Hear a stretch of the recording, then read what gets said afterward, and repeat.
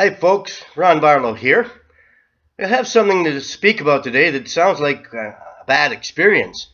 A friend of mine, I had to take him down to the heart specialist, and long story short, he ended up yesterday having what I thought was a heart attack. Maybe it's called angina pain, but the circumstances were set up were perfect because the doctor, it was about 5 o'clock by the time we got out of his office, and he invited him to come out to his farm where they were having a session. He works with his patients weekly. He has a weekly meeting at a church where he educates them a little bit. They get some kind of form of exercise in a nice park. But this here was an occasion where he had, when I arrived at about 6 o'clock, there were 40 people all sitting around enjoying a barbecue, and they had a flute being played. The man was playing a flute as everybody arrived. There was a man that came later, and he started speaking about stress. And while he was speaking about stress, he needed to make some changes and put on a little PowerPoint presentation on the wall of the barn. So he stopped that to make those electronic or technical changes.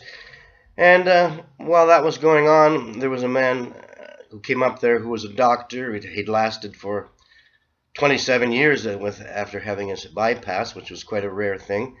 And he and his friends, they were a barbershop quartet, and they played music for a while. So the whole point of that event was educate these people and have a nice stress-free environment.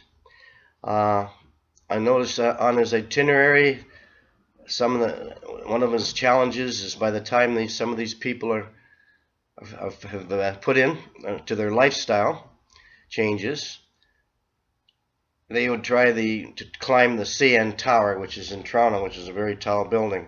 He calls the project the Life Project. It's called Lifestyle Intervention Forever. And in his office it says, the only reason for a heart attack is failure of prevention.